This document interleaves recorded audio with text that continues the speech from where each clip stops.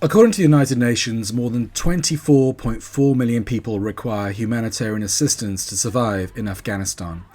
Half of the population are facing acute hunger, including 9 million people in a state of emergency food insecurity. Malnutrition is on the rise and livelihoods have been destroyed. In extreme cases, people are already selling their children and their body parts in order to feed their families. As a result of international sanctions and asset freezes following the Taliban victory over foreign occupation forces last year, Afghanistan's economy has effectively collapsed. The question I'm most often asked after my trips to Afghanistan is how can we help?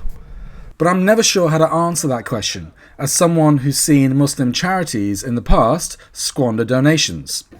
One Ummah is Five Pillars charity partner in Afghanistan, and their partners on the ground are the QAMAR Foundation. So I decided to take a look at a few projects they're operating thanks to donor money.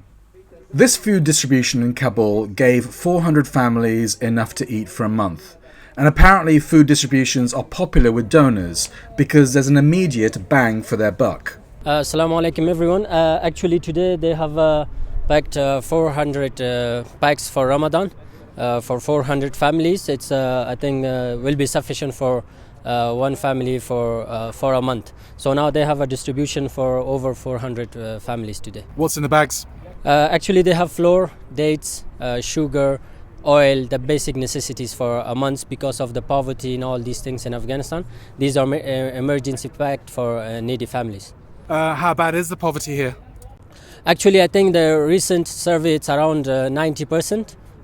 People are living in the poverty, but what does that mean? What? I mean, obviously, poverty in the UK compared to poverty in Afghanistan, they're two different things. What does poverty mean here? Yeah, actually, poverty in Afghanistan, they don't have anything to eat. There are families that Ramadan is coming. We know from last 40 years, these families are suffering. They are facing with they don't have even access to clean water. They don't have access to education and other facilities.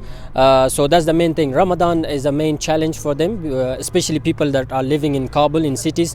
They don't have work. They don't have a place to earn at least $1 a day. So that's the main challenge for them. Actually, my message to all the Muslims around the world is come and help your brothers and sisters in Afghanistan. Especially these food packs can be enough for a month.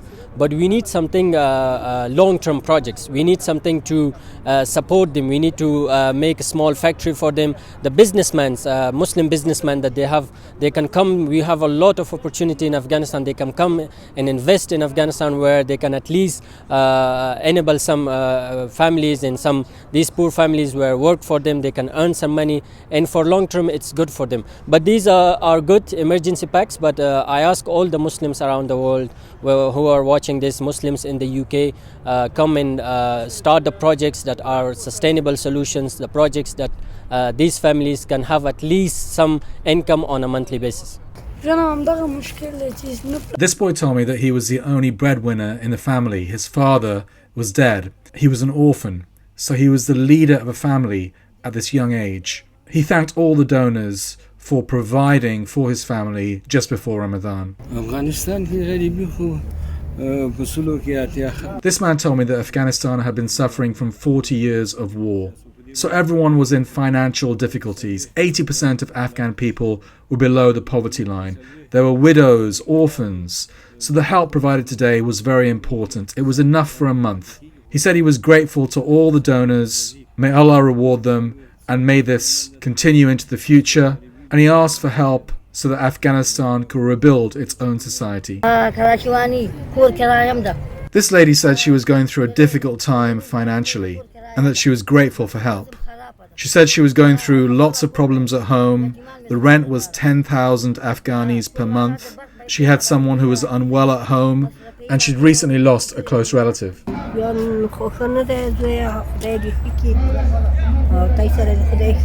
And this lady said that she had two sons. One was paralyzed, the other went out to work every day to find something for the family.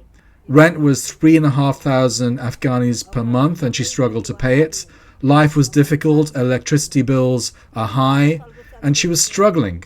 So she was grateful for the aid given today, and may Allah reward those who gave it.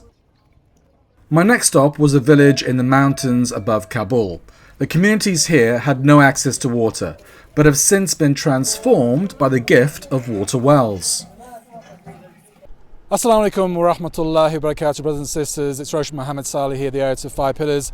And today we're in Benisar village, which is in Kabul. And this village is basically on the top of a hill or a small mountain, whatever you want to call it. And it used to be completely cut off from water.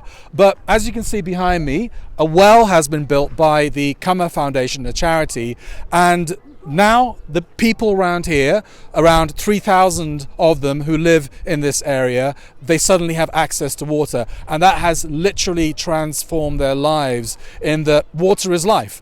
And ultimately the children here now, they're living well, they can go to school, pregnant women, they're in better health, and just the very fact that they are no longer cut off anymore and they have access to this basic thing, water, which we all take for granted, has completely transformed their existences. Before the well was here, the kids didn't go to school. Most spent the whole day going down to bring water and then climbing back up here. But now the well is here, they go to school. So lots of problems have been solved. I also visited some more communities just outside of Kabul whose lives have been transformed by water wells. We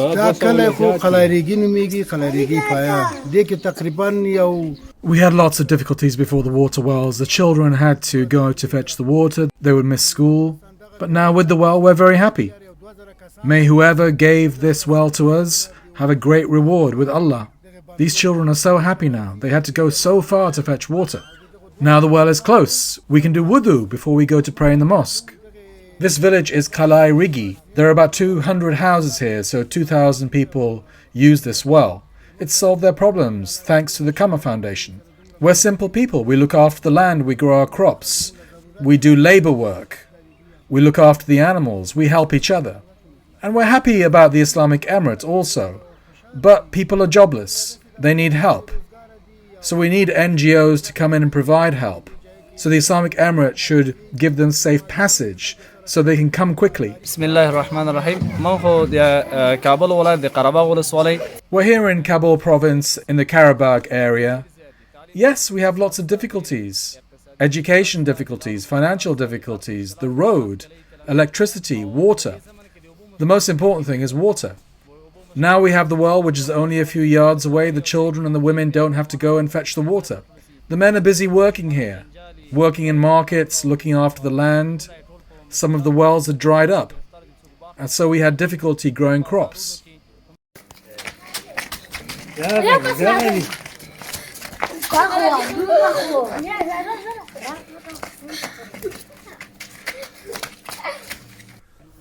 My final stop was this orphanage in Kabul, which gave an education to primary-age school kids who'd lost their parents during the war.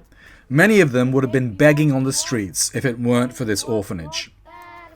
My visit also came at a time when the Islamic Emirate had again controversially delayed secondary school education for girls, something that almost all ordinary Afghans I spoke to, including Taliban supporters, found difficult to accept. This girl's name is Khadija, and she told me that she's a second grade student and her father died from COVID-19. She praised the teachers and she said that she was learning lots of good stuff at the school and that teachers told her to be good to her relatives when she went home. She said at the moment her uncles are providing for her and her brother is also a mechanic. This girl's name was Marwa, and her father was a policeman who was blown up in a suicide bombing.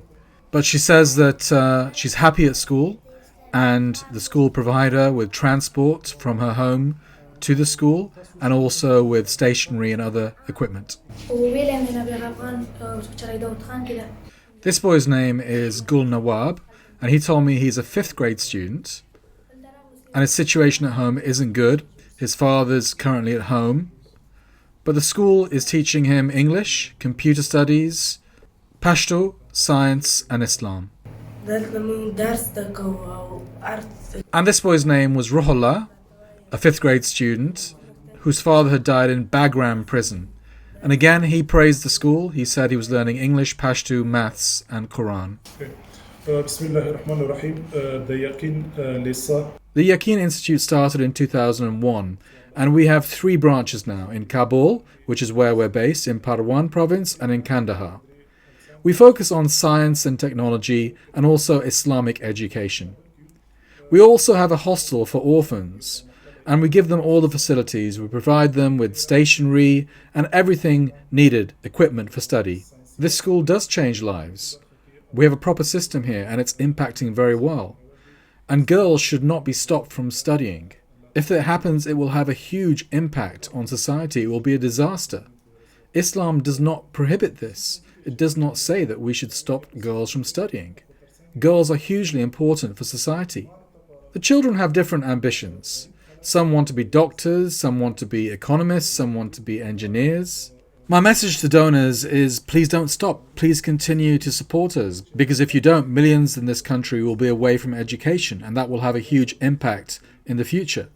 The kids are the future of Afghanistan, so I call upon all foreign organizations, don't stop supporting us. So brothers and sisters, over the past few weeks in Afghanistan, I've seen 3 humanitarian projects being implemented on the ground. An emergency food distribution, water wells, and just now this orphanage school. Now I know there are loads of British Muslims who want to give to Afghanistan. They can see how poor this country is, and also quite frankly, they see a government trying to implement an Islamic system, and they're attracted by that. So they want to give. So what would be my advice to you on how to give? Well, I would always prefer, to be honest, the longer term sustainable solutions over the shorter term ones. Now, things like emergency food distributions are extremely important in an emergency situation. But let's face it, they might only last a day or a month, and then you have to do it all over again. So I would urge British Muslims to think about also giving to those longer term solutions, like education, like water wells, those projects that can really change lives over time and really impact individuals and communities over a long period of time.